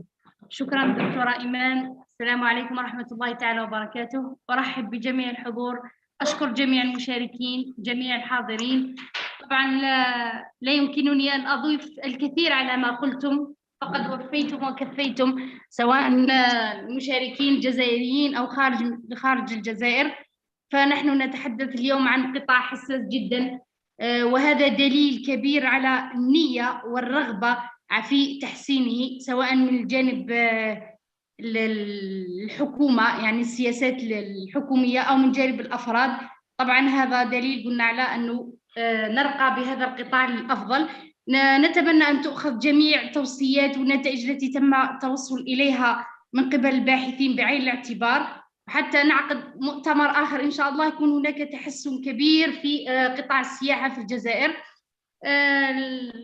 إذا أجدد شكري وامتناني للجميع. أتمنى لقاءات علمية أخرى بنفس القيمة وبنفس الثراء إن شاء الله. وصلنا إلى ختام. دكتورة إيمان. أهلا وسهلا دكتورة ليلى، كنت بصدد البحث عنك.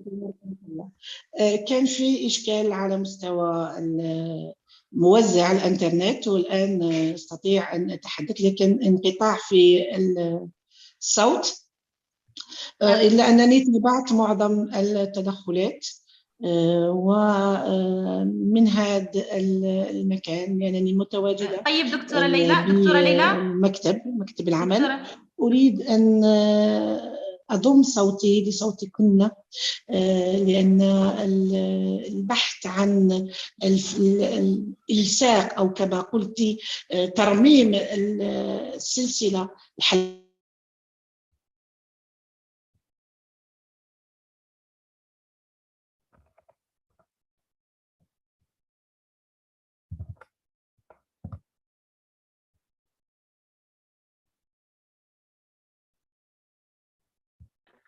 دكتورة ليلى، نحن لا نسمعك. هل البقية يسمعونني بشكل جيد؟ نعم، لا نسمع فيك إيمان. نعم إيمان.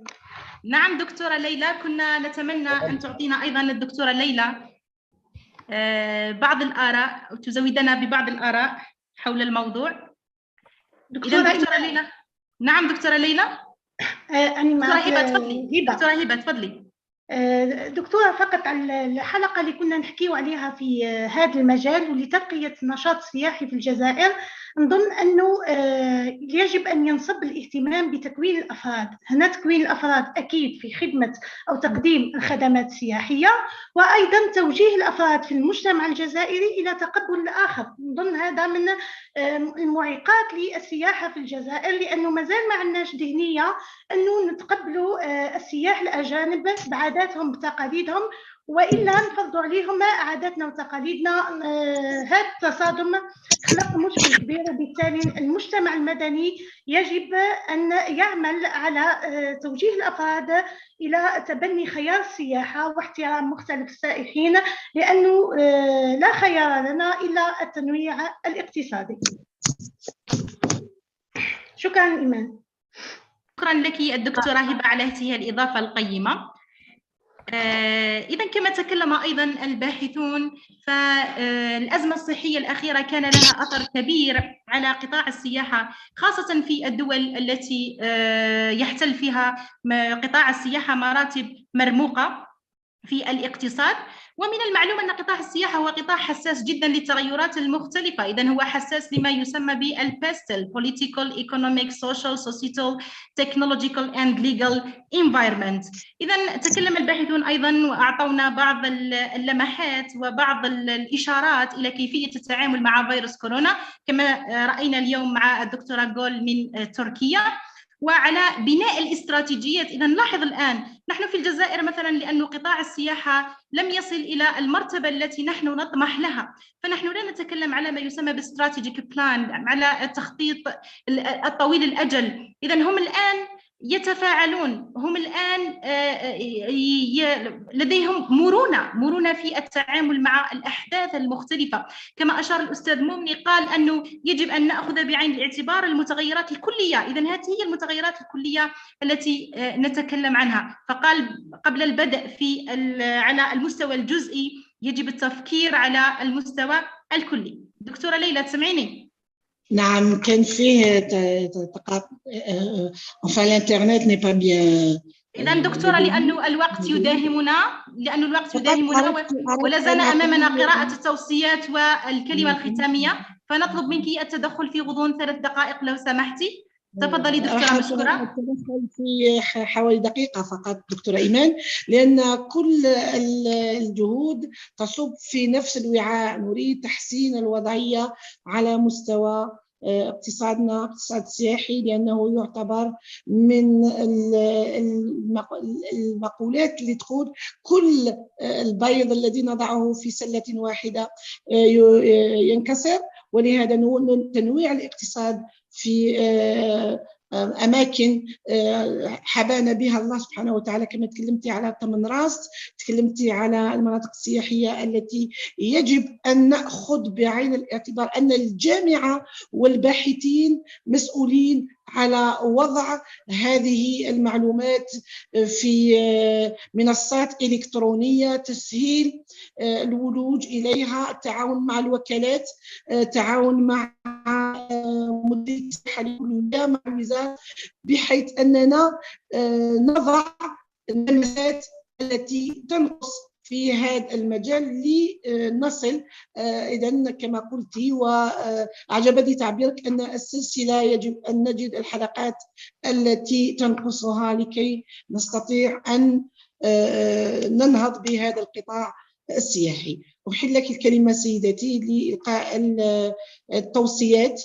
فقط أريد أن أشكر جميع من ساهم في هذا الملتقى، وعلى رأسهم رئيس الملتقى الدكتور العيفة عبد الحق على كل المجهودات.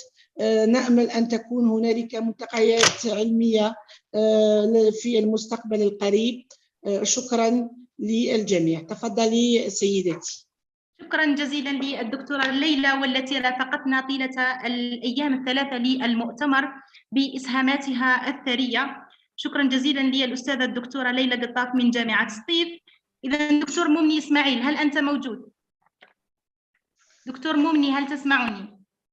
نعم أستاذة يوسفي. نعم دكتور ممني، إذا سننتقل مباشرة إلى قراءة توصيات المؤتمر وما تم التوصل إليه لنحيل لك الكلمة لاختتام فعاليات هذا المؤتمر. إن شاء الله.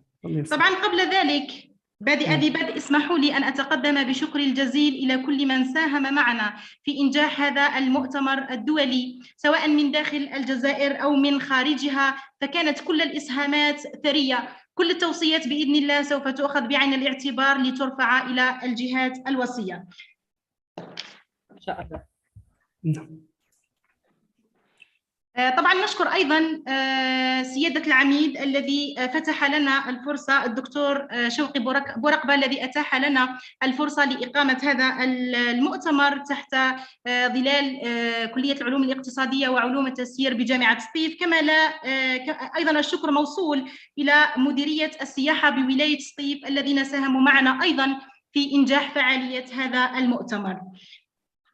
إذن انعقد خلال الفترة الممتدة ما بين 20 إلى 22 من شهر مارس لسنة 2022 بجامعة فرحات عباس سطيف المؤتمر الدولي الأول الافتراضي حول الاقتصاد السياحي في الجزائر، آلية للتنويع الاقتصادي وآفاق تنميته في ظل التطورات العالمية المعاصرة، والمنظم من طرف كلية العلوم الاقتصادية والتجارية وعلوم التسيير ومخبر الدراسات والبحوث التسويقية والاقتصادية، وبمشاركة أيضاً مشروع البحث التكويني PRFU بدائل التنويع الاقتصادي في الجزائر آفاق 2030.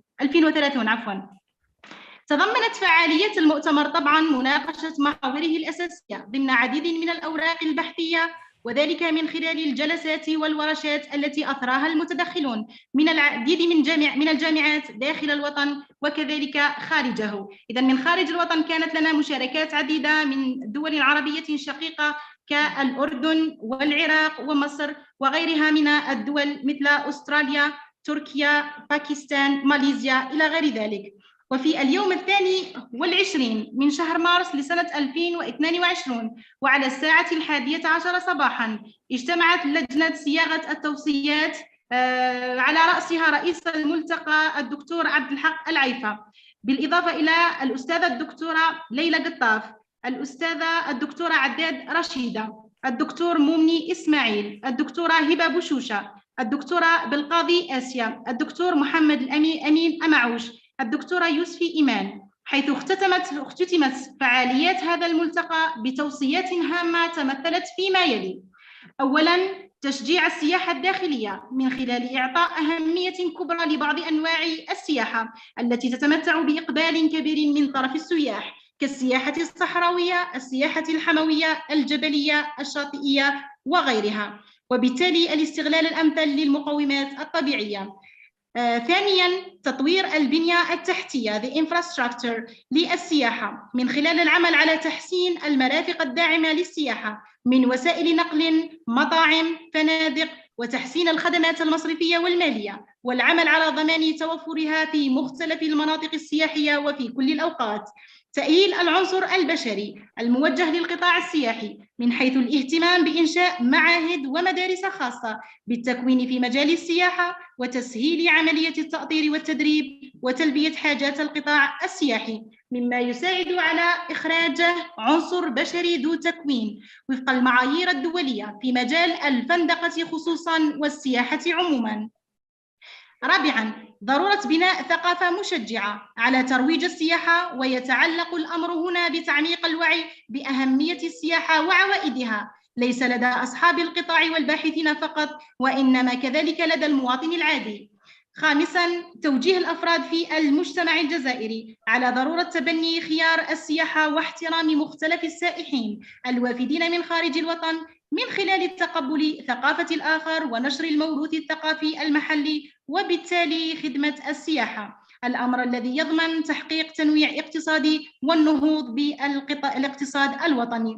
سادساً الاهتمام بالتسويق السياحي من خلال الاهتمام بالترويج بالوجهة السياحية الجزائرية سواء للأجانب أو المحليين، والاستعمال الأمثل للوسائل الترويجية ومواكبة تطوراتها من خلال تحقيق التواجد الإلكتروني عبر المواقع الإلكترونية أو مواصل التواصل الاجتماعي. سابعاً إنشاء وكالات سياحية ناشطة وفي المستوى تعتمد بشكل فعال على تكنولوجيا المعلومات والاتصال لتدعيم هذا القطاع، مع العمل على إنشاء مؤسسات تجارية وترويجية تسوق للوجهة السياحية الجزائرية. ثامناً الاهتمام بتنويع المنتج السياحي الذي يساعد بدوره على الترويج السياحي من خلال تعزيز سياحة الرياضة والمغامرات وترقية المطبخ المحلي والمنتوجات الحرفية ذات الطابع التراثي كمورد للسياحة في الجزائر، وأيضاً تشجيع سياحة المهرجانات التي من شأنها التسويق للموروث الثقافي والطبيعي في الجزائر.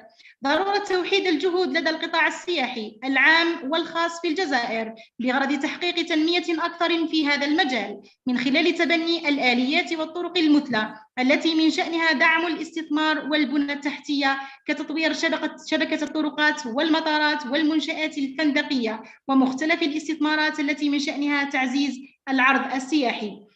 عاشراً الاعتماد على السياحة الذكية التي تقوم على استخدام تكنولوجيا المعلومات والأجهزة الذكية، وذلك من خلال إنشاء منصات سياحية تكون بمثابة نظام معلوماتي يضم كل المعلومات التي تهم السائح ويشمل الخرائط، المواقع الأثرية، الفنادق والمطاعم وكذا وسائل النقل.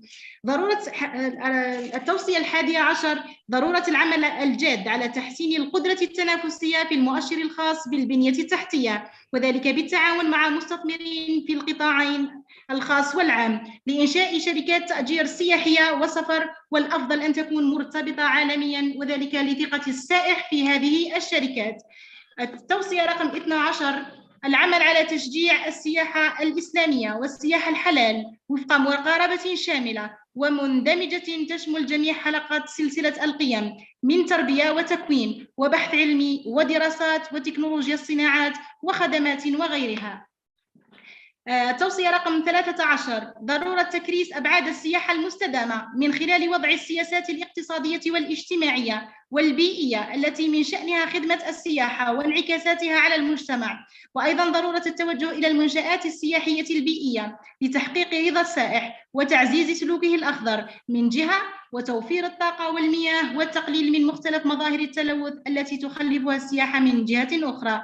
التوصية رقم 14 وضع آليات واستراتيجيات لإدارة الأزمات كتبني برنامج لتعافي القطاع السياحي بعد جائحة كوفيد-19 مع استغلال المكاسب التي خلفتها هذه الجائحة في تنشيط السياحة الداخلية بالجزائر، وبالتالي جذب أكبر عدد من السياح للاستفادة من العرض السياحي ومختلف الخدمات السياحية المتوفرة على المستوى الوطني. توصية رقم 15 والأخيرة الالتزام ببناء قطاع سياحي أكثر شمولاً وصموداً من خلال زيادة الدعم الحكومي للمشاريع السياحية على مستوى القطاع السياحي الجزائري والاطلاع إلى جذب أكبر عدد من السائحين من خلال بلدان العالم، وبالتالي الاستغلال الأمثل للموروث الثقافي ومختلف الموارد البشرية والطبيعية. ترفع هذه التوصيات للجهات المختصة. طبعا لا يفوتنا من هذا المنبر أن نتقدم بشكرنا الجزيل للسيد رئيس جامعة فرحات عباس السطيف الذي أتاح لنا هذه الفرصة ودعمنا حتى نقدم هذا المؤتمر في أحسن حلة له. كما لا يفوتني أيضا أن أتمنى الشفاء العاجل لرئيس الملتقى، حيث هو يقدم لكم اعتذاره بسبب الظروف الصحية التي أصابته نتيجة للإجهاد والعمل في هذا المؤتمر، فهو يجدد شكره للجميع ويستسمحكم عذرا ويتمنى منكم الدعاء له بالشفاء. إذا مباشرة نحيل الكلمة لنائب رئيس الملتقى الدكتور ممني إسماعيل لإلقاء الكلمة الختامية. تفضل مشكور دكتور. شكرا أستاذة يوسف، نقدر جهدك الكبير في إنجاح فعالية هذا الملتقى. بسم الله الرحمن الرحيم، الحمد لله رب العالمين والصلاة والسلام على رسوله الكريم. كل الترحيب والتحية للحاضرين معنا عبر هذا الفضاء. فعلا كانت جلسة ختامية مميزة زادها تميزا رئيس الجلسة الدكتور مأمون حسين، الذي كان فعلا إضافة فعلية للمؤتمر ولكل من حاضر في هذه الجلسة. الكلمة الختامية التي ألقيها نيابة عن رئيس الملتقى الدكتور عبد الحق العيفة، الذي يحييكم ويعتذر لكم لظروف خاصة. طبعا لكل بداية نهاية، فالكلمة الختامية التي اختصرتها أقول: الحمد لله الذي بنعمته تتم الصالحات، ومن ذلك أن يسر لنا إتمام فعالية هذا المؤتمر. بداية نشكر الجهة التي احتضنت هذا المؤتمر ممثلة في كلية العلوم الاقتصادية والعلوم التجارية وعلوم التسيير وجامعة فرحات عباس، وعلى رأسها رئيس الجامعة له كل الشكر والاحترام. مخبر الدراسات والبحوث التسويقية والاقتصادية، مشروع البحث التكويني الجامعي بدائل التنويع في الاقتصاد الجزائري آفاق 2030، مديرية السياحة لولاية سطيف. نشكر كل الأساتذة المحاضرين الذين حضروا في هذا الفضاء على ما تفضلوا به من إسهامات وإثراءات، وكل الداعمين للملتقى. كما لا يفوتني أن أشكر أعضاء اللجنة العلمية والتنظيمية والمراجعين والداعمين للملتقى على جهودهم الجبارة. طبعا فلولا جهودهم التي أخذت منهم وقتا ثمينا ما كان أن يتوج الملتقى بهذه النجاحات وهذه التوصيات سالفة الذكر. حضورنا الكريم عبر هذا الفضاء، إن مؤتمرنا الموسوم بالاقتصاد السياحي في الجزائر آلية للتنويع الاقتصادي وآفاق تنميته في ظل التطورات العالمية المعاصرة. انطلقت فكرته الأولى في خريف 2019 في سياق سعي حثيث من الجزائر لتنويع اقتصادها ومصادر دخلها، وعليه كان سعينا من وراء تنظيم هذا المؤتمر هدف الرئيس هو توجيه الاهتمام نحو مجالات جديدة للثروة في الاقتصاد الجزائري خارج المحروقات، وأهم تلك المجالات القطاع السياحي. كما أن مؤتمرنا هذا قد سطر أهدافا أخرى، منها وضع استراتيجية تنموية للقطاع السياحي بالجزائر من خلال الاستفادة من التجارب الدولية في تطوير الصناعة السياحية، معرفة الاتجاهات الحديثة للاقتصاد السياحي في تحقيق التنمية المستدامة، وكذا التعريف بفرص الاستثمار السياحي في الجزائر. لا نخفي عليكم أن التحضير لهذا المؤتمر قد أخذ منا حيزا زمنيا وجهدا تحضيريا معتبرا. كان لجائحة كورونا نصيبا كبيرا في تأجيله لمرات، بل حولته من مؤتمر حضوري إلى مؤتمر افتراضي. فعلا لقد كانت تجربة فريدة عبر الفضاء الإلكتروني، وإن شابه بعض التقصير والخلل نرجو منكم قبول اعتذارنا. لقد عرفت مواد هذا المؤتمر تكاملا في الإحاطة بالموضوع ومحاوره، فطيلة 3 أيام عقدت 7 جلسات إضافة إلى الجلسة الافتتاحية والختامية، كما تم عقد مجموعه 10 ورشات أثرى من خلالها الأساتذة الأفاضل من خارج الوطن حوالي 19 مشارك من مصر، العراق، الأردن، أستراليا، تركيا، الإمارات، اليمن، ماليزيا والبرتغال، ومن داخل الوطن حوالي 34 جامعة ومدارس عليا. وقدمت محاضرات قيمة بلغات مختلفة. أثرت فعالية المؤتمر من خلال مشاركات جد متميزة. مرة أخرى كل الشكر والعرفان للقائمين على هذا المؤتمر المشاركين فيه. نرجو استمراره في السنوات القادمة والتواصل معكم مرة أخرى وفي ظروف أحسن، ونهنئكم جميعا في هذه الأيام المباركة من شعبان، ونحن نهفو لاستقبال الشهر الفضيل شهر رمضان على أن نلتقيكم في خير وعافية. والسلام عليكم ورحمة الله، وأعلن اختتام المؤتمر وشكرا.